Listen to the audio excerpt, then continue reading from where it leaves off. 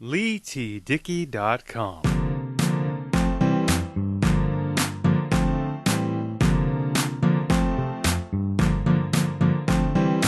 Well, hello everybody, Leigh Dickey here. Welcome to a brand new episode of the Beats and Speaks podcast.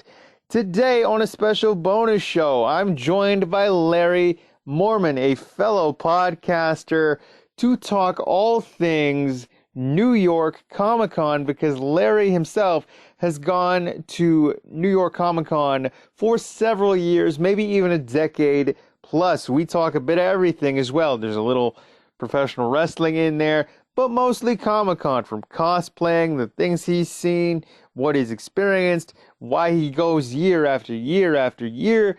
And like I said, he's a fellow podcaster. He hosts Talking More Wrestling, the Yin and Yang podcast, the Better Half podcast, the Retro Gamers podcast. He is the figurehead of the More Podcasting Network, MOHR, and it was a real pleasure to have Leigh on the show. So if you want to find out more about Leigh Mohrmann, my guest, and his plethora of podcasts, I will post as many links as I can find below. You can follow him on Instagram and social media at Mohr, MOHR 365. But of course, I will post as many links as I can find to Leigh's stuff down below. Now that you know about my guest, Leigh Mohrmann, and all where you can find him, I'll tell you where you can find me, yours truly, Leigh Dickey, and how you can get in touch with me and the Beats and Speaks podcast. The Beats and Speaks podcast is available every Friday. New episodes go live every single Friday at midnight Eastern time on my official website, LeighTDickey.com, iTunes, Apple Podcasts, Spotify, Google Play, and wherever you get your favorite podcast. Please do like and rate us 5 stars, because that helps us climb in the rankings, which helps us produce more content, because I love doing this show and I love giving you guys content and these stories from whoever my guest happens to be. So please do like and rate us 5 stars, comment, like, share, and subscribe as well. Find us on YouTube under Leigh Dickey TV, and you can follow me on social media at Leigh T. Dickey. That's Facebook, Twitter, and Instagram if you'd like to be a guest on a future episode of the Beats and Speaks podcast. Please do email me at LeighTDickey. That's LeighTDickey at gmail.com, and we can set something up so you and I can have a good old-fashioned conversation, and you can find yourself and hear yourself on a future episode of the Beats and Speaks podcast. But that's enough of the housekeeping. That's all out of the way. So let's get into the main event, the real salt and pepper of today's episode of this show, my interview with Leigh Mohrmann, a fellow podcaster and New York Comic-Con mainstay, right here on the Beats and Speaks podcast.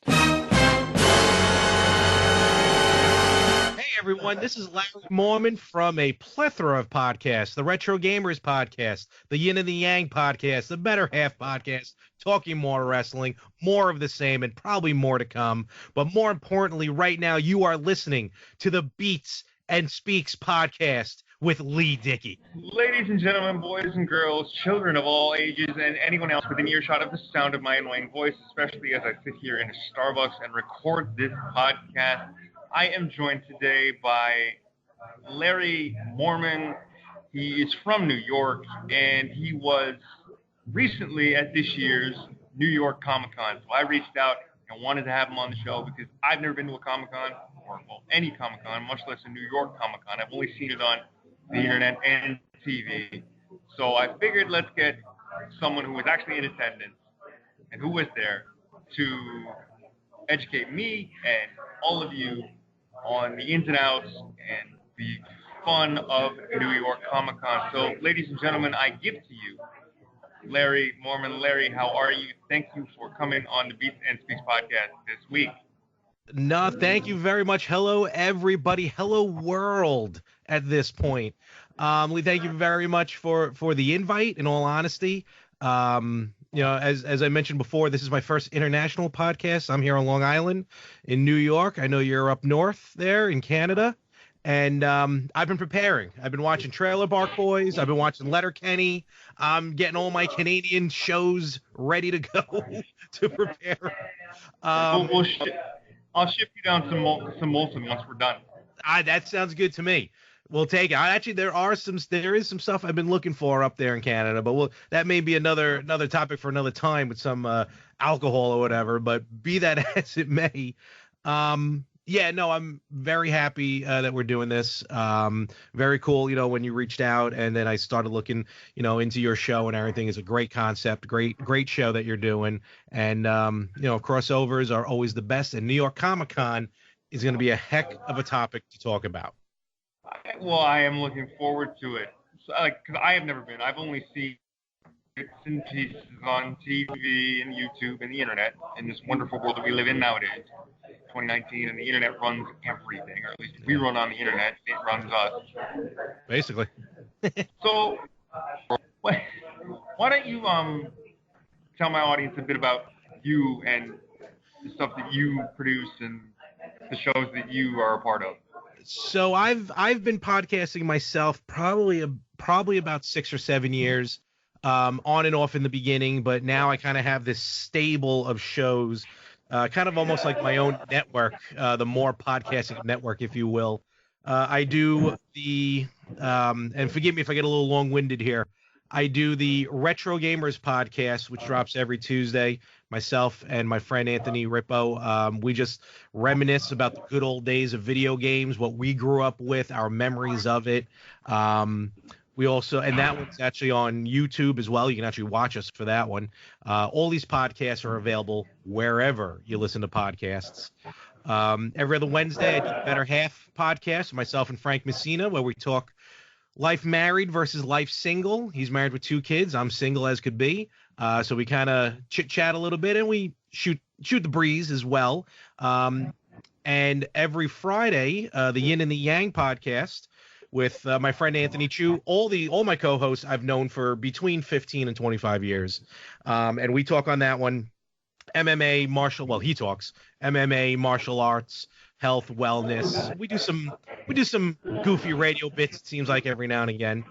And then my 2 solo projects, which pop up every now and again, Talking More Wrestling, that's MOHR. I'm a huge wrestling fan, especially in the landscape now. I'm going to be doing a lot more of those shows. And my kind of go-to regular show, More of the Same, again, MOHR, where I just hop on once in a blue moon and talk about whatever I feel like. And pretty soon I may be doing one more pod. I'm stretching myself thin, but that probably will come out down the road. And again, you can find us, all the podcasts, basically online. You can find me at More365 at MOHR. Perfect. I mean, you are what seems like a one-man show with several co-hosts and several niches and several passions. I find myself stretched thin because I host 2 podcasts as well, and I'm playing with the idea of a third. Maybe I'm a bit nuts. Like, I host this one and Pinfall, a pro wrestling podcast, which I need to get back to. But there you go. It's just I'm sort of like juggling 5 things at once.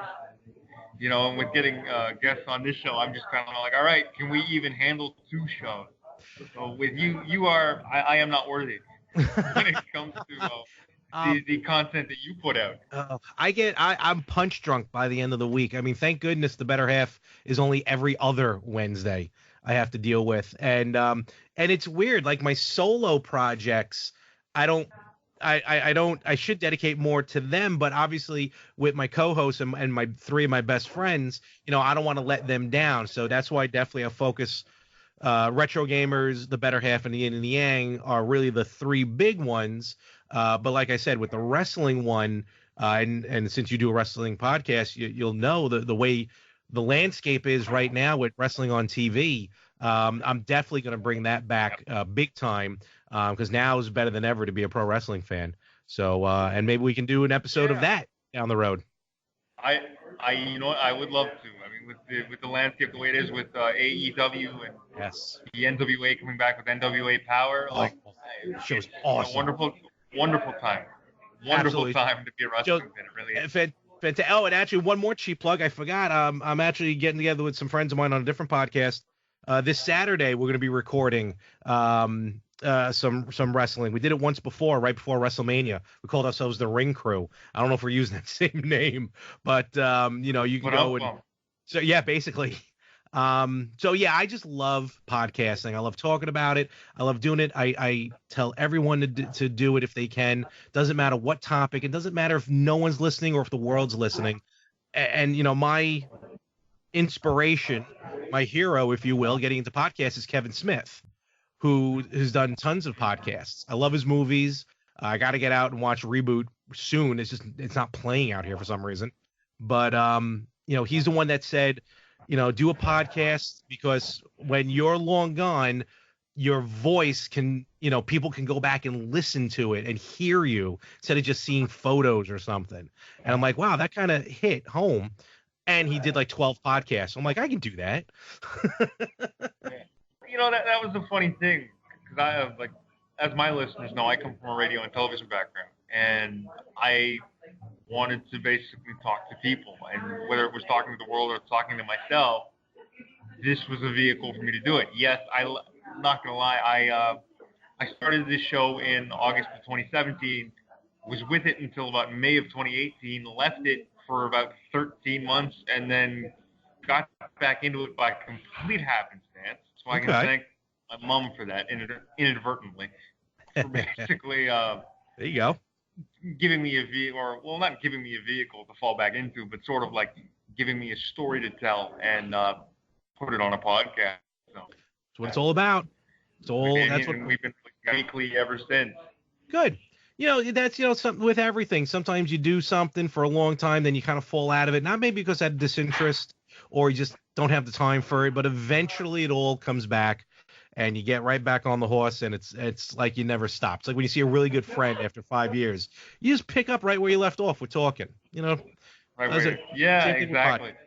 It's the greatest thing in the world. It's the greatest vehicle in the world, in my opinion. Yes. I mean, without this, I probably would have never met you. I probably would have never met any of the people I've had on this show. I mean, I've interviewed. Go ahead. Sorry. No, I'm sorry. I didn't mean to cut you off. I was just saying, to piggyback on what you were saying, I've met so many new friends, new acquaintances. What I call my, what do they call when you work in the same place? My brethren. Oh, that's right. Well, that's not the word I was thinking of, but I'll call it brethren. And you're the newest one on the list now. So I've met so many great shows and great people through this medium. It's the best. I've interviewed people from Georgia. I've interviewed people from Australia. You're on this show this week. And it is the great. I'm not going to say this is the greatest way to meet people, but it is hard pressed. It's right up there as like a hard number 2 for me. Agreed. Like if you want to meet somebody, just ask them to be on your podcast. We'll start a podcast and then ask somebody to be on your podcast. That's the way to do it. Absolutely, and that's what we're here now. You're up in Canada, I'm down in New York, and we found a common interest. You know what I mean? With Comic-Con, and it's just, the world becomes a whole lot smaller in that vein. The world is all local now since we're all on the internet. Yep. It's scary to think that where we are in 2019, the entire world is local just with a Wi-Fi connection. Oh yeah, forget about it. I mean, you're in a Starbucks. I mean, look at that's as local's going to get. Yeah.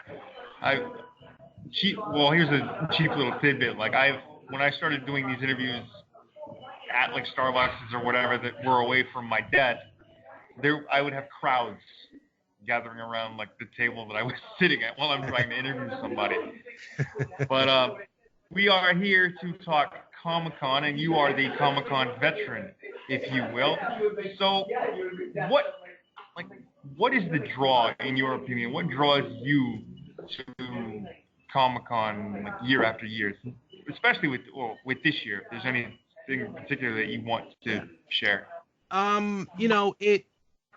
It's weird only because I'm not, when you think Comic-Con, especially a few years ago, you basically just think comic books. It was just a big convention for comic book writers, comic book artists, comic book readers.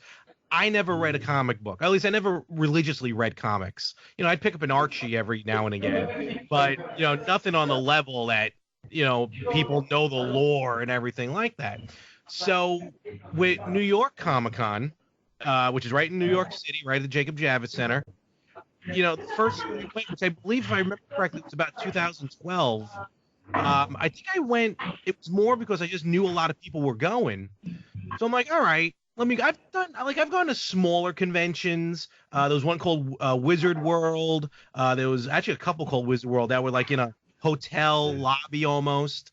Those were also in the city. All right, maybe I'll hit up this New York Comic Con. It wasn't as big as it is now as far as popularity. Size-wise, yeah, it still filled up with Javits. But in 2012, San Diego Comic Con was still the place to be. So I'm like, all right, we go to New York Comic Con. I go the first year, I fall in love.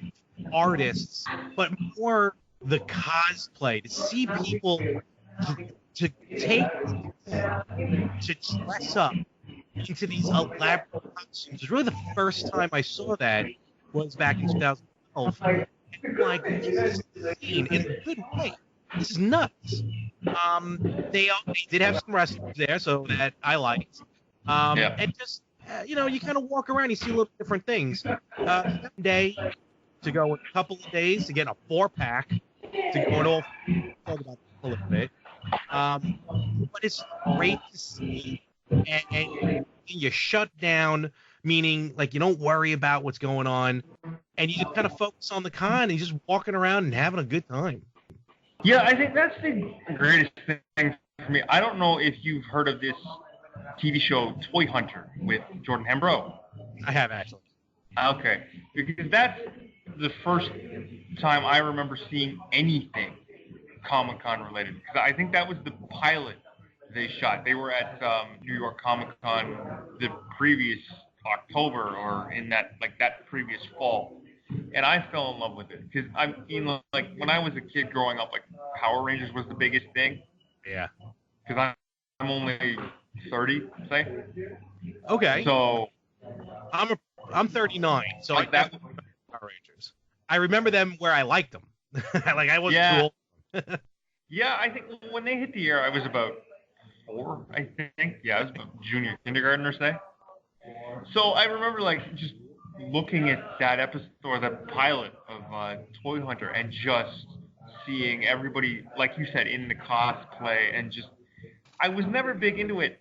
You know, a lot of my friends were in high school. I was never big into that sort of thing, and they were. And then once I saw that, as I started getting older, I started to understand why people were doing it. It was just to have fun and let go and have a good time. And it seems like New York Comic Con is just a vehicle in the sphere of all these Comic Cons where people are just like, it's a once a year thing. I'm going to just let go, and I'm probably going to take a couple of days off work early. Just don't tell my boss. And oh, I tell my boss. I'm like, I'm taking off the first weekend in October for New York Comic Con.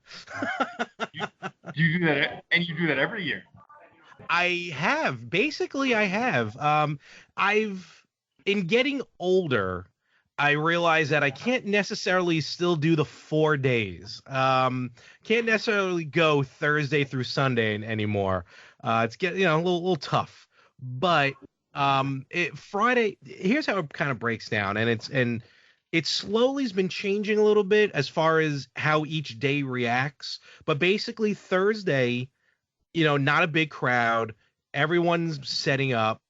And a lot of times a lot of people will go on a Thursday to either try and get the scoop on buying something because there's no big crowd, or even just to canvas the Javits, to see the floor so they know what to do the next couple of days. Friday, being a Friday, that's where the crowd starts to kick in. You get a lot more cosplay. You get a lot more stars coming out for autograph sessions. I'll get into some of those in a little bit. So Friday starts to build up. Saturday is either you love Saturdays or you despise Saturdays at Comic-Con because it is crowded. That's the busiest day, I'm assuming? It is. Oh, it is the busiest. everybody's there because it's a Saturday. So 95% of the people are off anyway. It's a zoo, right? Oh, it can be terrible. It has been terrible in the past, like to the point where like you're literally like kind of just like you got your arms tucked in, you got you're squeezing down, you're kind of pushing your way through. Yeah. It gets ugly actually sometimes on a Saturday, and then I can only contort myself so much. No, basically, I'm a big dude, so that doesn't help any. For me, I just at this point I just barrel through. I'm just like, excuse me, pardon me, coming through. And then Sunday's kids' day, like family day. So it is more less people, more families, more kids. But as far as shopping wise, a lot of times, because the vendors don't want to go home with their entire stock that they showed up with, so a lot of times they'll cut their prices on a Sunday. So if you want to go shopping, that's pretty good. So those are like how the days go. Have it listed at like 95. Hey, you want 30 for it? Yeah, take it, please. No, basically, yeah. You're like Friday, it would be like $100. How about 90? No, 100. Come Sunday, here's $20 and I'll give you a free T-shirt. It's sometimes you just don't want to go home with the merchandise. I don't blame them. Yeah, fair. Well, I mean, they truck it all that way from wherever their brick and mortar stores are located, and then just like, we got to get rid of all this stuff. We're gonna do major business, and then they still have the stuff they came with on this Sunday. No, true. And not necessarily brick and mortar anymore, because there's a lot, and this is now what I love about conventions, whether it's New York Comic-Con. Out here on Long Island, there's the Long Island Retro Gaming Expo I've gone to. In New Jersey, there's something called Chiller Theater, which I'm going to at the end of the month. And it's more, and this is what I love, the homemade stuff, the stuff people craft at home, whether they're knitting something, they're creating something through those perler beads, they're painting something, whether it's movie related, video game related. That's the stuff that I love. I know this is an audio, so forgive me, but and I know I got my camera on for Leigh to check this out, but I picked up it. All this is a square. I'm going to show it on the screen here. It's just a square. It's a square block that's basically painted with Kirby's face. That's Kirby from Kirby's Adventure. It looks super cool though. Absolutely. And the color scheme, it looks super cool. And that's what it is. A guy just basically almost like a Jackson Pollock, I think, just threw paint at it, covered it over, and painted Kirby's eyes and his mouth. And he had all different types of colors. And me being me, I'm as I think we all should be for our whichever home and native land we come from. I'm very patriotic. My father is a Vietnam veteran. So I'm like, do you have anything red, white, and blue? Because he had a lot of solid colors. And he broke this out at the bottom of his bag for no other reason. He just had no room to put it up. And I was like, sold.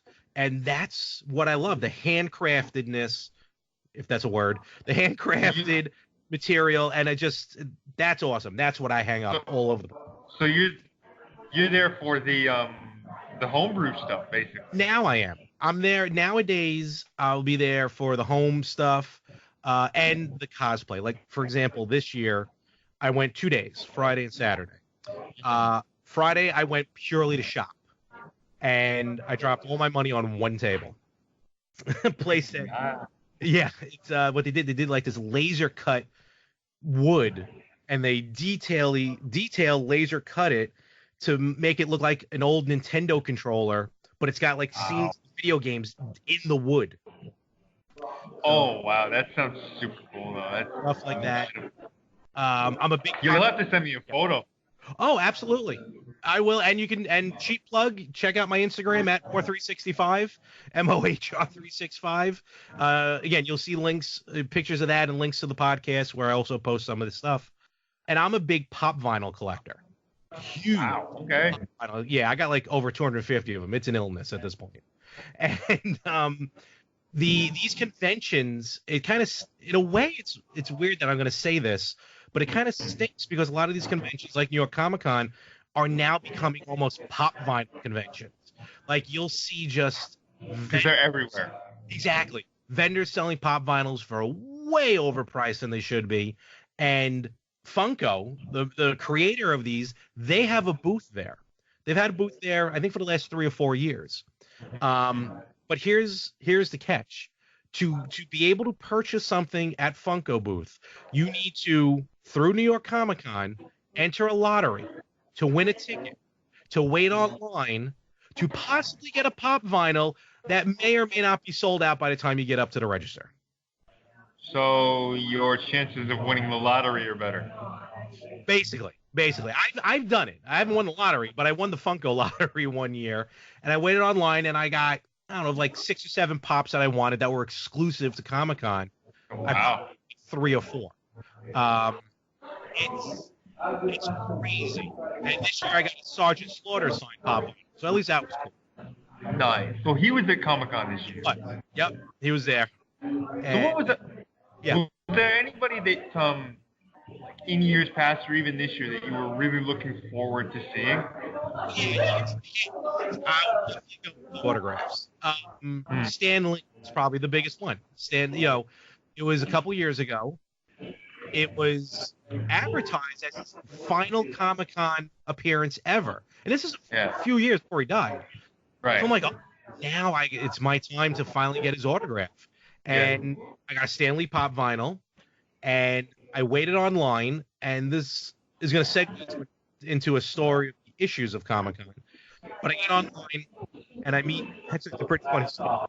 So I'm online, and if you buy stuff or autographs, prepare to wait online, because you'll be probably Comic-Con. You wanted any time, you'll be waiting 2 hours online in order. The stool, the rock band drum from back in the day. So it's genius. I thought of it. I'm like, I'm the smartest person on the planet. Because it breaks down easily, and when I'm waiting online, I just set it up and sit and wait, and just kind of wait to the front. So just video games are good for something, Jay. Yes. At least their exceptions are. Well, Rock Band was. I'm not saying don't listen to your parents. You probably should still. But when they say video games will get you nowhere, that's not true. It got me to see Stan Lee. See? Here's the problem. This is the problem with Comic-Con. This is a true story. So I had it was like a 2:00 autograph signing that I was going to go to for him, and he was signing since like noon.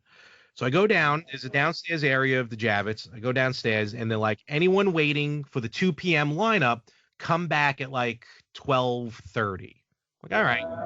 So I figure I come back at noon. Maybe they'll open it up early. But no, 12:30. I'm like, okay. And there's already a line forming around this little, just this little entranceway. So and all it is just held back by like a velvet rope. 12:30 hits. You didn't try to jump that velvet rope, did you? No, I didn't. But all joking aside, for a good 3 seconds, I honestly thought I was going to get trampled because the maniacs wanting to get his autograph all bum rush, literally rush the entrance to try. And this poor guy's like 90 something. Right? Yeah. Well, he's not even, like, he's on the other side of the room, so he's probably not even seeing this yet. Yeah. And literally, security's like, what? Like screaming at people to calm down. I'm legitimately getting ready to throw elbows because I don't know what's happened for a good 3 to 5 seconds. And that's where some people get nuts at Comic-Con. That's the only downfall. Sometimes you'll see that, and it just gets crazy at Comic-Con. But needless to say, got online, met Stan Lee, awesome guy, very cool. He was definitely one of the big ones. There's been some wrestlers through the years who I've met there. Met Greg Valentine there one year, and he was actually, people would pay him extra for him to give an open hand slap to the chest. Oh, just to give him a chop? Yeah. Basically to the point where Javits Center is like, can you please stop attacking the customers? You are not allowed to physically hit them. Even though they're giving you the extra $50, but please, we don't want lawsuits. It's a giant open area in the basement of the Javits. I kid you not, it sounded like a gunshot every time Greg Valentine chopped somebody. Because he was going full force. I can imagine, because a lot of them were like, that's fake, right? Oh, these were not fake. Both you and I know it's maybe choreographed, but it's not fake. It's choreographed, but the violence is real. Haven't you kids ever listened? Haven't you guys ever seen the PSA? Don't try this at home. Yeah, exactly. So the only downfall of Comic-Con are the lines. That's about it. Everything else, though, some of the cosplays I've seen throughout the years has been short of phenomenal. That's the thing. I admire the people that love to do the cosplays and make their own costumes, but I also marvel at them. Where do they find time to actually do that? Because some of them, you're like, the detail. Some of them are nuts. And I've spoken to some people, and some of them, a few months they work on it. They've been working on it for years. A friend of mine actually worked on for years, so he's constantly wearing the costume. But he was working on a Ghostbusters costume, or he worked on a Ghostbusters costume, and he made from scratch basically a movie prop equivalent of the Ectopack, to the point of the lights that are blinking, the size, the weight. This thing looked amazing, this proton pack. Wow, I can imagine. Oh, only. Yeah. I can only imagine like what New York Comic Con is like. But what was there anything this year that really stood out to you? Yeah. So, and that's what now in New York. If you've never been to New York, you may see a lot of these people dressing these costumes on a regular basis anyway, because that's New York City for you. 2:00 in the morning on a Saturday night in Midtown Manhattan, you're gonna see some weird stuff. It's just business as usual. Yeah, based on a lot of this, it is. But during Comic-Con, and you got, I mean this with all sincerity, and I mean it, at tongue in cheek, so please no one take it verbatim. But there's three types of cosplayers. There's women who dress like Wonder Woman, who pull it off, they look sexy. There's women who dress like Wonder Woman who maybe physically or aesthetically can't pull it off, but God bless them, they're trying, and good for them that they're out there trying. So those are the three basic cosplays. This year was good. Shockingly, I did not see a lot of Jokers, the Joaquin Phoenix Joker. That really, because the movie didn't open that weekend. Because I just saw it a few days ago, and I think it's only been in theaters for maybe a week and a half. Just about, yeah. Comic-Con was about 2 weeks ago or so. So really not a lot. There were some, but not a lot. Big this year was Bro Thor, or Fat Thor, from Endgame. Okay. There was also a lot of what else did they have? They had a lot of, how can I explain it? Sometimes they'll have like mixtures of characters. Like here's one. Someone had a regular Joker, but it was the Joker as the Fiend, Bray Wyatt. So it was like a Joker Fiend. Nice. Yeah. That sounds so cool, though.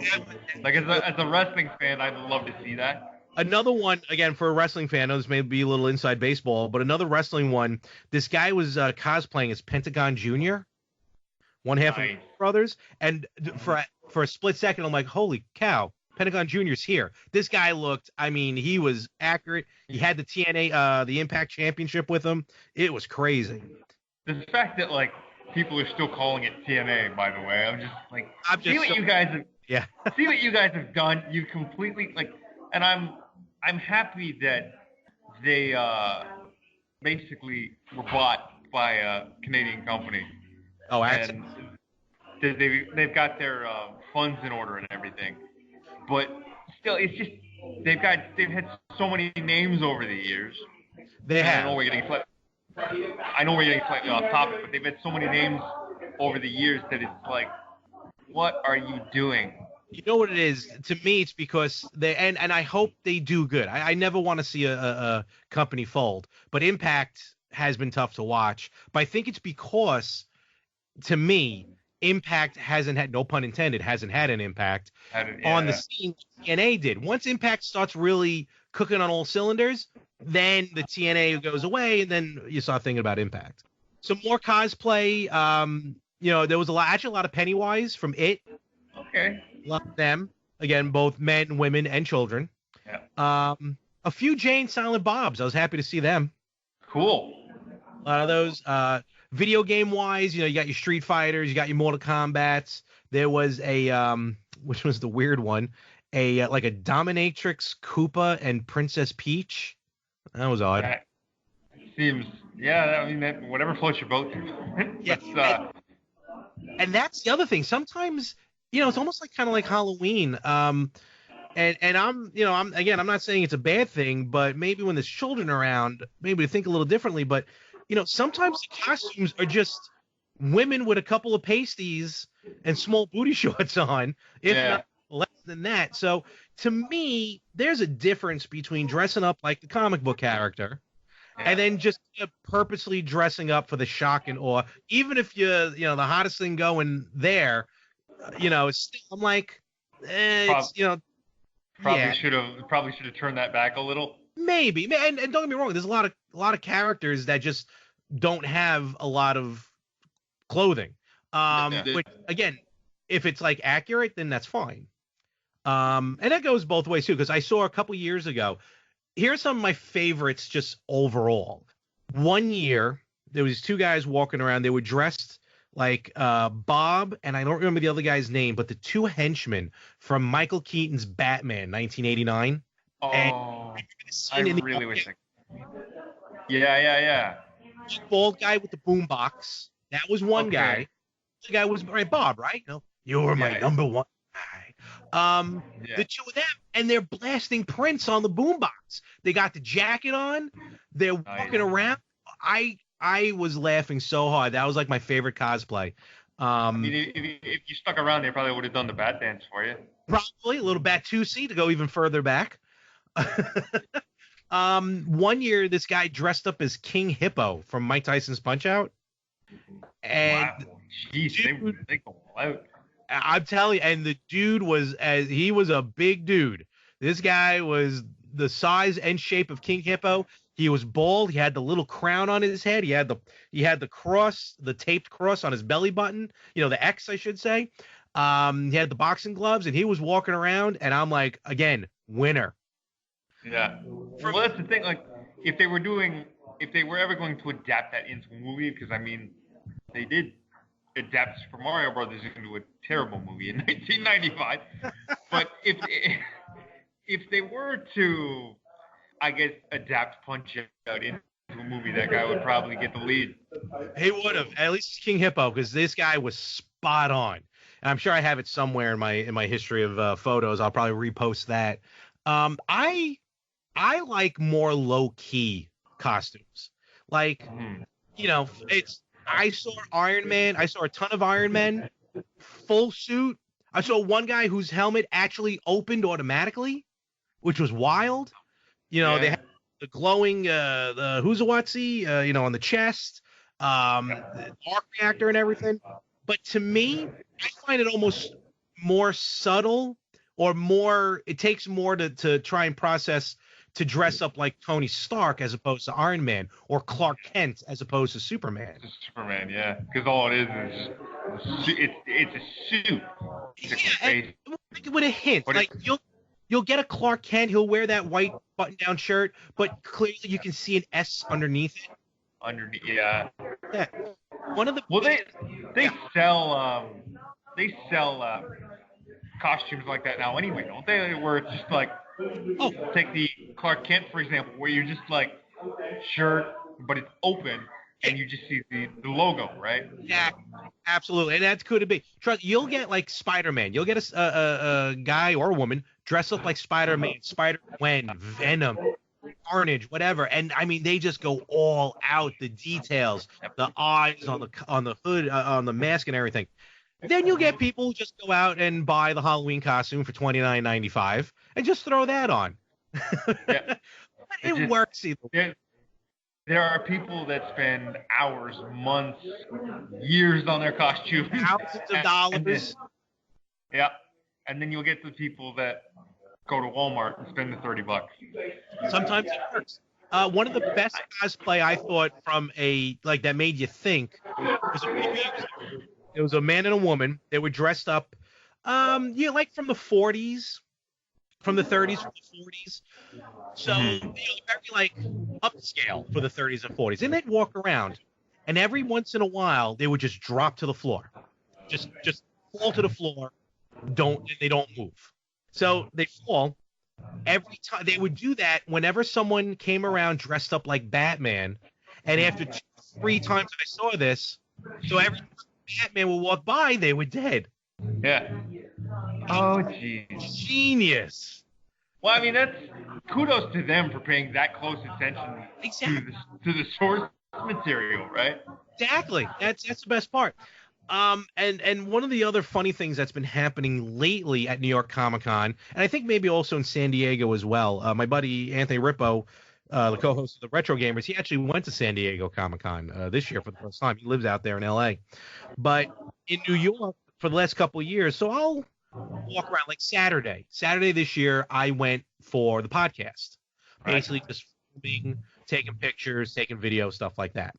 And cheap plug, if you watch the New York Comic Con edition of the Retro Gamers, there is near the end, we put together like a 2-minute what I filmed at Comic Con. You can see some of it. Cool.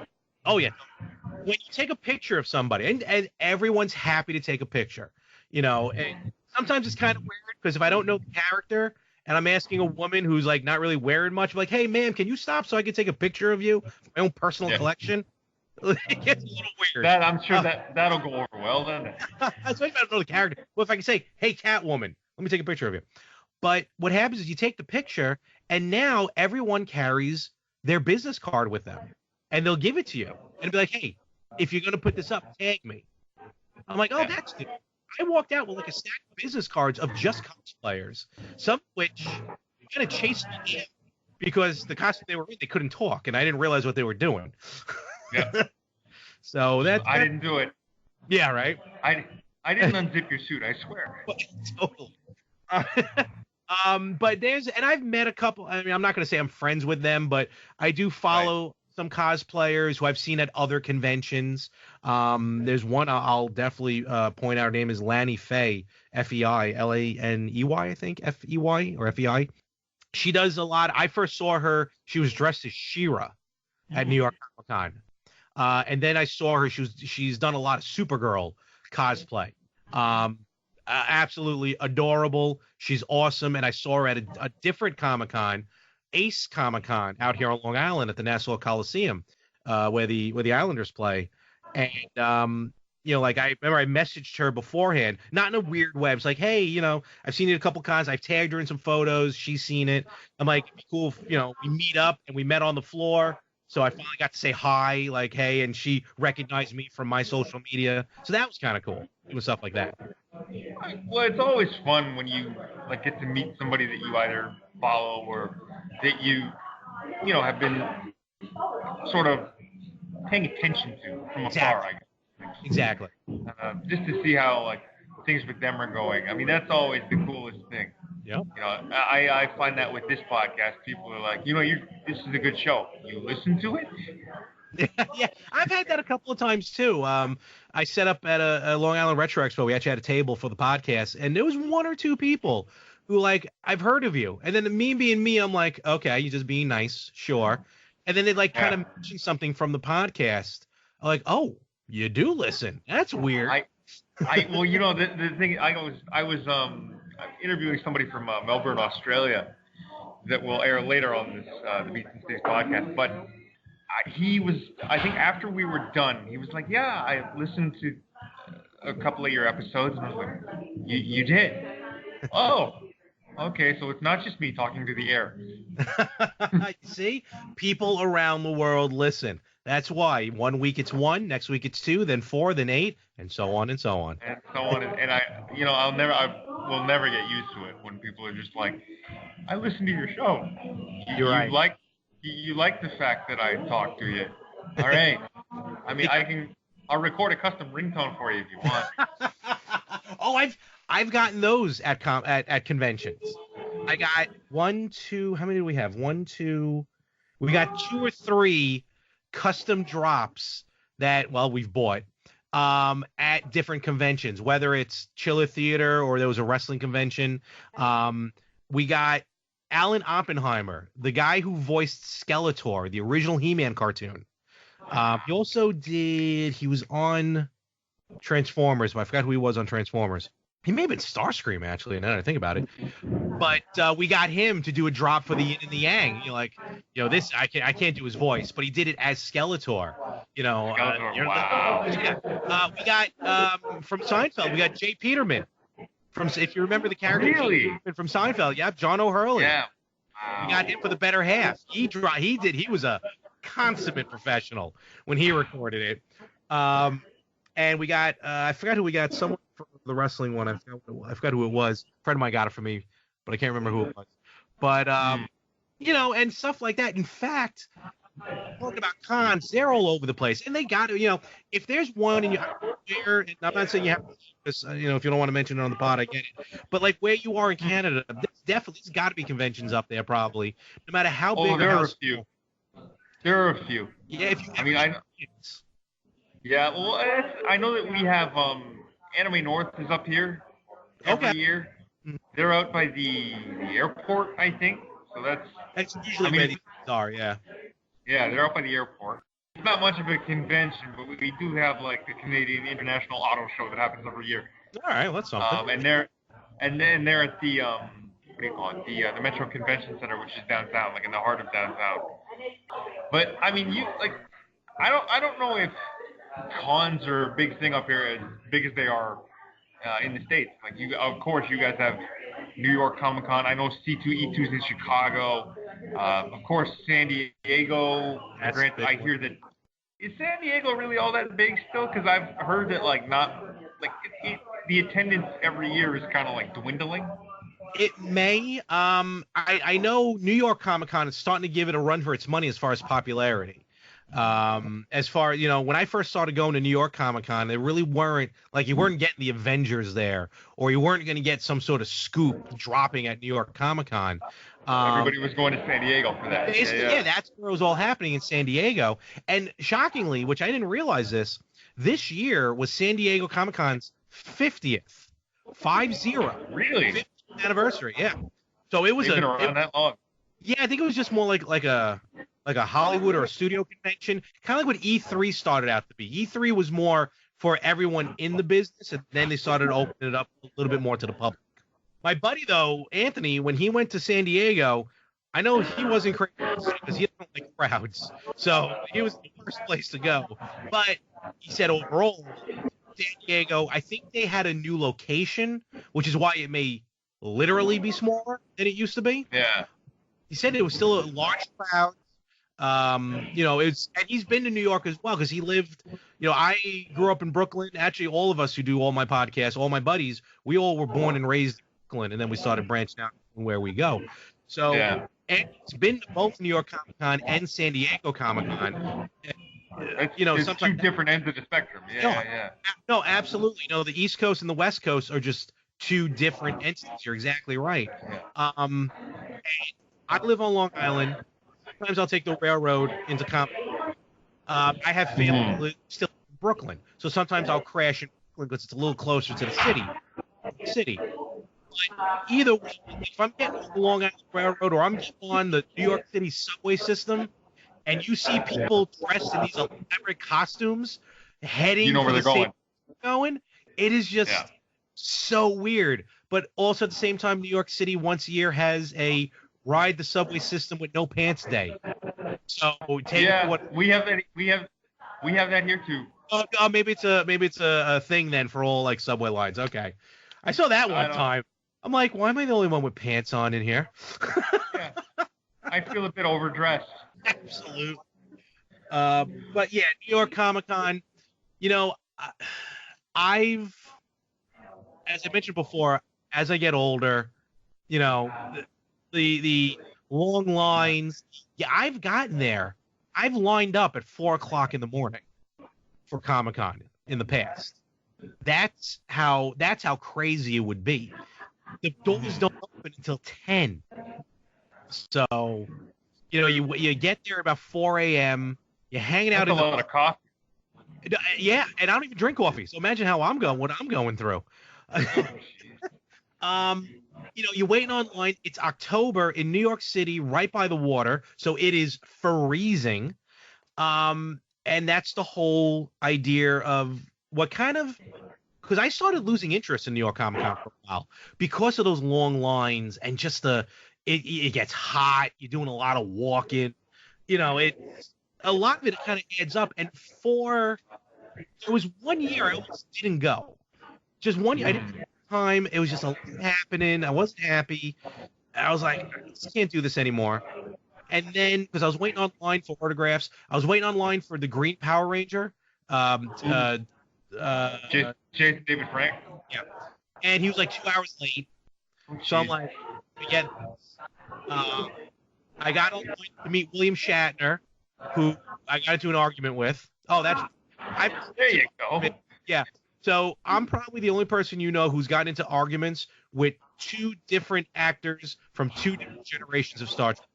Please do tell.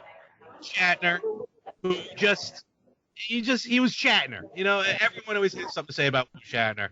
William Shatner, the only guy who ever charged extra for the 8x10s that they have at the table that we sign.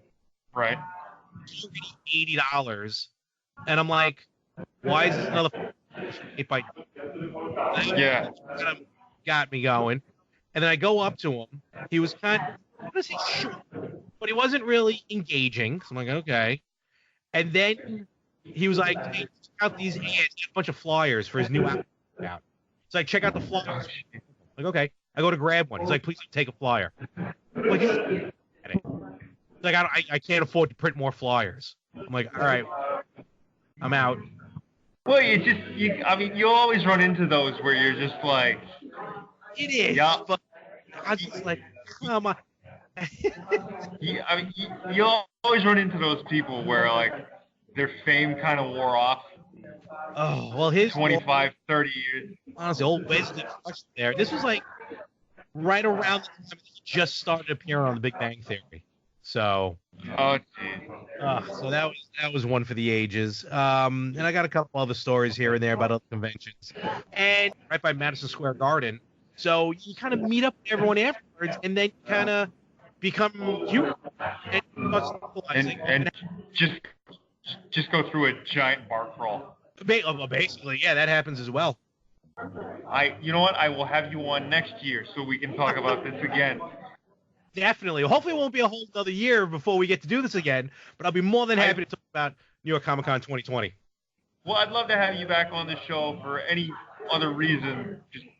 This has been probably one of the easiest interviews I have ever done.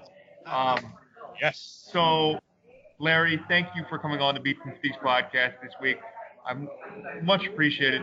Thank you so much. I am sure we will catch you down the road, but if you're on social media or any of the mediums, where can people find you?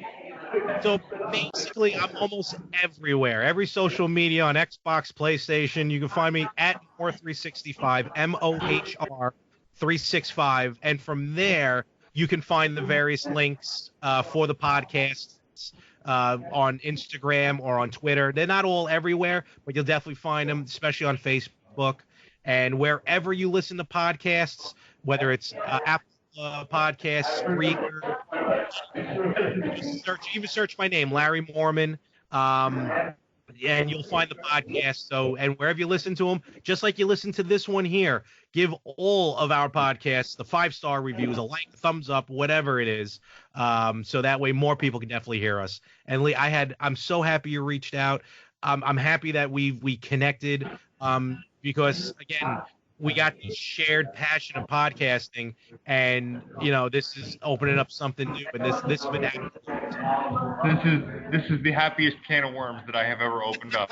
not gonna lie, but Larry, it has been an absolute pleasure. Thank you once again, and I'm sure we will catch you down the road. And anytime you want to come back on the Beats and Sticks podcast, the door is always open.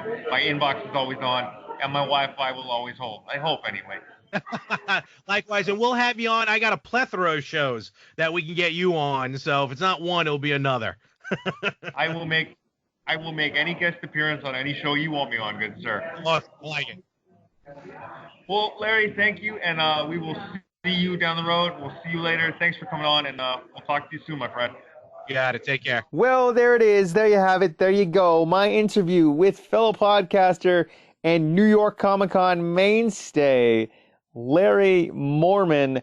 Larry, thank you once again for coming on the Beats and Speaks podcast. It was a real pleasure to set up the interview and to have you on the show. I loved going back and forth, talking to you about your love of New York Comic-Con, why you go so much, why you keep going back, and your plethora of podcasts. If you want to follow my guest, Larry Mohrmann, on social media, follow him on Instagram, and I suppose the rest of social media, at Mohr, M-O-H-R 365, and you can find out all the information about his plethora of podcasts. He hosts the Yin and Yang podcast, the Better Half podcast, Talking More Wrestling, the Retro Gamers podcast, and if I'm missing one, I'll find it. I will post as much information on Larry in the description below. Larry, thank you once again for coming on the show. It was a real pleasure to have you. If you ever want to come back and you ever want to do another episode, please do just reach out,